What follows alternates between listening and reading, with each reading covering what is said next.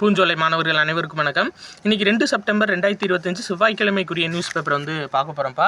So headline என்ன அப்படின்னு சொல்லி பார்த்தீங்கன்னா, பயங்கரவாத எதிர்ப்பில் இரட்டை நிலைப்பாடு, பாகிஸ்தானுக்கு பிரதமர் மோடி கண்டனம். அதாவது ஷாங்காய் ஒத்துழைப்பு மாநாடு வந்து நடைபெற்றுட்ருக்குப்பா. எங்கே அப்படின்னா சீனாவோட தியான்ஜின் அப்படின்ற நகரில், சரியா? ரொம்ப முக்கியமான ஒரு துறைமுக நகர்ப்பா, சரியா?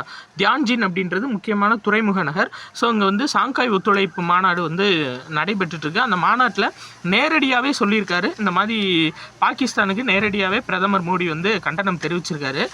இதுலேருந்து நம்ம ஒரு விஷயம் பார்க்க வேண்டியது இருக்குது. அதாவது அவன் பொருள் எடுத்து அவனே போடுங்களா அப்படின்ற மாதிரி. அதுக்கு ஃபுல்லாக அந்த ஆப்ரேஷன் சிந்தூருக்கு ஆயுதம் கொடுத்தது, ஆயுதம் சப்ளை பண்ணது ஃபுல்லாகவே சைனா தான். ஆனால் சைனா ஒத்துழைப்பில் இருக்க மாநாட்டிலே போயிட்டு பாகிஸ்தானை வந்து எதிர்த்தது. அதாவது பாகிஸ்தானுக்கு ஆயுதம் சப்ளை பண்ண முக்கியமான நாடு சைனா தான். அங்கே போய் ஆனால் சைனா நாட்டிலே போய் பாகிஸ்தானுக்கு எதிர்ப்பு தெரிவிச்சிருக்காங்க. இது வந்து ஒரு நம்மளுக்கான ஒரு இதுதான், பெரிய விஷயந்தான், சரிங்களா? சரி, ரைட்டுப்பா. ஜெர்மன் நிறுவனங்களோட ஒரு சில முதலீடு வந்து வரப்போகுது. என்ன அப்படின்னா, நார்பிரெம்ஸ் அப்படின்ற நிறுவனம், அதாவது ரயில்வே கதவு, பிரேக்கு இதெல்லாம் தயாரிக்கக்கூடிய நிறுவனம்ப்பா. இது வந்து தமிழ்நாட்டில் ஜெர்மனி நிறுவனம் தமிழ்நாட்டில் ஓப்பன் பண்ணுறதா இருக்காங்க. அதே மாதிரி BMW நிறுவனம் வந்து ஏற்கனவே செங்கல்பட்டு டிஸ்ட்ரிக்டில் ரன் ஆகிட்டு இருக்காங்க. அவங்க மின்சார வாகன உற்பத்திக்கும் கூடுதலாக வந்து டெவலப் பண்ண போகிறதா சொல்லியிருக்காங்க. சரியா, ரைட்டு, ஓகேப்பா. வேறு இன்றைக்கி எக்ஸாம் பாயிண்ட் ஆஃப் வியூவில் நியூஸ் வந்து ரொம்ப ரொம்ப கம்மி. ஒரு 2 நியூஸ் 3 நியூஸ் தான் இருந்துச்சு. சரி, 2 நாள் சேர்த்து போட்டலாமான்னு பார்த்தேன். பட் நீங்கள் கேட்டிருந்தீங்க டெய்லி ஒரு 2 நியூஸ்னாலும் போட்டுருங்க சார் அப்படின்ற மாதிரி. சரி, ரைட்டு. வந்தது ஏலத்தூர் ஏரி. எங்கன்னா ஈரோடு டிஸ்ட்ரிக்டில் இருக்க ஏலத்தூர் ஏரி தமிழ்நாட்டோட 3வது பல்லுயிர் பாரம்பரிய தலமாக அறிவிக்கப்பட்டிருக்குப்பா. சரியா? அதாவது பாருங்கள், ஈரோடு மாவட்டத்தில் உள்ள ஏலத்தூர் ஏரி மாநிலத்தின் 3வது பல்லுயிர் பாரம்பரிய தலம். அப்போ 2 இதுப்பா. 2022ஆம் ஆண்டு மதுரை அரிட்டாப்பட்டி, சரியாப்பா. அதுக்கடுத்து வந்து பார்த்திங்கன்னா இதே 2024 மார்ச்சில் வந்து காசம்பட்டி பல்லுயிர் பாரம்பரிய தலம். சரியா? 2024 25 மார்ச் மாதம் காசம்பட்டி பல்லுயிர் பாரம்பரிய தலம், திண்டுக்கல் மாவட்டம். இப்போ 3வது பல்லுயிர் பாரம்பரிய தலம் எது அப்படின்னா ஏலத்தூர் ஏரி, ஈரோடு. சரியாப்பா? இந்த 3, அதாவது ஃபஸ்ட்டு சொல்கிற மாதிரி அரிட்டாப்பட்டி மதுரை 2022, அதுக்கடுத்து காசம்பட்டி பல்லுயிர் பாதுகாப்பு தலம் திண்டுக்கல் மாவட்டம், அதுக்கடுத்து ஈரோடு மாவட்டத்தில் உள்ள ஏலத்தூர் ஏரி. இது 3 ரொம்ப ரொம்ப முக்கியமானது. ஸோ ஞாபகம் வச்சுக்கோங்க.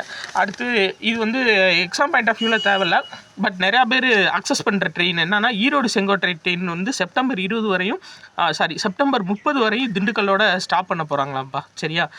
செப்டம்பர் 30 வரையும் திண்டுக்கல்லோட தான் நிற்கும் ட்ரெயின். சரியா? ரைட்டு, ஓகேப்பா. ஏன்னா பராமரிப்பு பணி நடைபெறதுனால. புதுசாக SCO வளர்ச்சி வங்கி உருவாக்க போகிறாங்கப்பா. எப்படி உலக வங்கி இதெல்லாம் இருக்கோ அதே மாதிரி SCO, அதாவது ஷாங்காய் கோஆப்ரேஷன் கண்ட்ரீஸ்க்குன்னு ஒரு தனி பேங்க் வந்து உருவாக்க போகிறாங்க. அதில் அதிகமாக முதலீடு செய்கிறதில் 2வது இடத்துல இந்தியா இருக்கும். சரியாப்பா? இந்தியா 2வது இடத்தில் மிகப்பெரிய பங்குதாரராக இருக்க போகிறது. எங்கன்னா SCO வங்கியில்.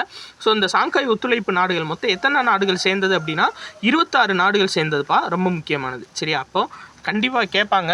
ஏன் அப்படின்னா இந்த ஷாங்காய் ஒத்துழைப்பு மாநாடு அப்படின்றது இப்போ ரீசெண்டாக நிறையா பேசப்படுதுப்பா. ஏன்னா ரஷ்யா, இந்தியா, சீனா இவங்க 3 பேரும் ஒன்று சேர்ந்து அமெரிக்காவுக்கு எதிரான ஒரு நிலைப்பாடு மாதிரி கொண்டு போயிட்டுருக்காங்க. சரிங்களா? அவங்க அதாவது வர்த்தக போரை வந்து சமாளிக்கிறதுக்கு இல்லை, ஓனாவே பொதுவாக பிரிக் கண்ட்ரிஸ் வந்து தங்களுக்குன்னு ஒரு நாணயத்தை உருவாக்கணும் அப்படின்னு சொல்லிட்டு ரொம்ப நாளாக சொல்லிட்டு இருக்காங்க. அதுக்கான ஒரு முன்னெடுப்பு மாதிரி இருக்குது இந்த ஷாங்காய் ஒத்துழைப்பு மாநாடு.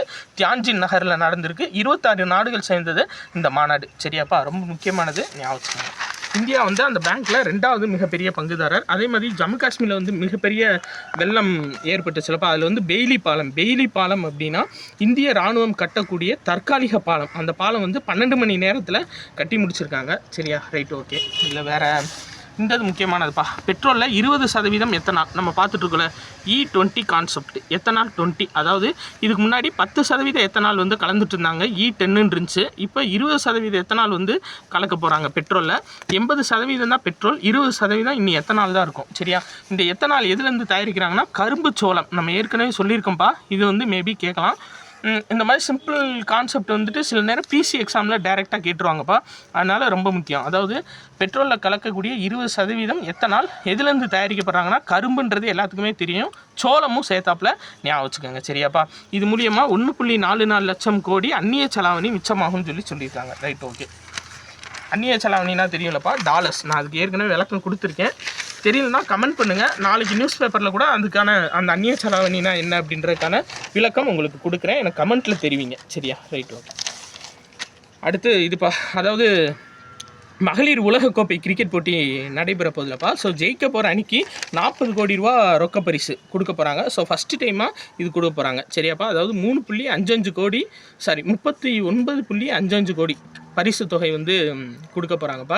இதை நடத்தக்கூடிய நாடு எதுனா இந்தியா, இலங்கை 2 நாடும் சேர்ந்து நடத்துது பெண்களுக்கான உலகக்கோப்பை கிரிக்கெட் போட்டி. சரியா? ஒரு நாள் உலகக்கோப்பை கிரிக்கெட் போட்டி. இதுக்கு வந்து நம்ம இந்தியன் டீமோட பெண்கள் அணி கேப்டன், கிரிக்கெட் கேப்டன் யார் அப்படின்னா ஹர்மன் பிரீத் கவுர். சரியா? அதை ஞாபகம் வச்சுக்கோங்க. இவங்க நேற்று பார்த்ததான்ப்பா, அதாவது ஃப்ரான்ஸ் தலைநகர் பாரிஸில் உலக பேட்மிண்டன் சாம்பியன்ஷிப் போட்டி நடக்குது. இதில் வந்து சிராக் ஷெட்டி, சாத்விக் சாய்ராஜ், ராங்கிரெட்டி இவங்க 2 பேரும் வந்து பார்த்திங்கன்னா இந்த இணை வெண்கல பதக்கம் வென்றிருக்காங்க. சரியா? ஓகே. வேறு சீனாவிலேருந்து அதிகரிக்கும் இறக்குமதின்னு சொல்லி கொடுத்துருக்காங்க. மெயினாக என்ன அப்படின்னா செமிகண்டக்டர்ஸ்ப்பா. சரியா? குறை கடத்திகள் தான் அதிகமாக நம்ம இறக்குமதி பண்ணுறோம். முழுவதுமாக நம்ம குறை கடத்திகளுக்கு சைனாவை மட்டுமே நம்ம நம்பி இருக்கோம், சைனாவை மட்டுமே சார்ந்து இருக்கிறோம். சரியா? அதுக்கான செமிகண்டக்டர்ஸ்க்கான தட்டுப்பாடு இப்போ உலக அளவில் இருக்குது. அதை வந்து நிறையா தயாரிக்கிறனால இப்போதைக்கு சைனா தான் கிங் அந்த செமிகண்டக்டர்ஸ்னால் இப்போ நான் ஏற்கனவே சொல்லியிருக்கேன்ப்பா. இப்போ நான் எடுத்துகிட்டு இருக்க மொபைலு, நீங்கள் பார்த்துக்கிட்டு இருக்க மொபைலு, டிவி எல்லாத்துலேயுமே செமிகண்டக்டர்ஸ் தான் தேவை. அது வந்து ரொம்ப இன்றியமையாத ஒன்றா இருக்குது ஒவ்வொரு நாட்டுக்கும்.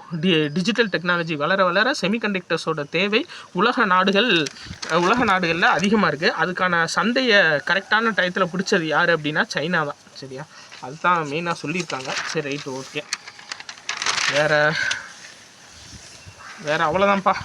தங்கம் தான் 8 மாதத்தில் 20,000 ரூபா வந்து ஒரு பவுனுக்கு உயர்ந்திருக்கு. இப்போ 77,640 ரூபாய்க்கு விற்கி தான், ஒன்றும் சொல்கிறதுக்கு இல்லை.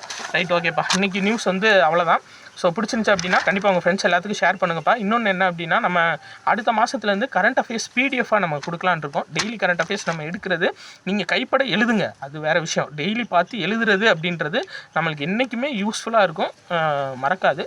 ஸோ பிடிஎஃப்பும் கூடுதலாக கொடுக்கலான்ற ஒரு ஐடியாவில் இருக்கோம்ப்பா. மேபி அடுத்த மாதத்துலேருந்து நம்ம பிடிஎஃபாகவும் வெளியிட்டுருவோம். நன்றி.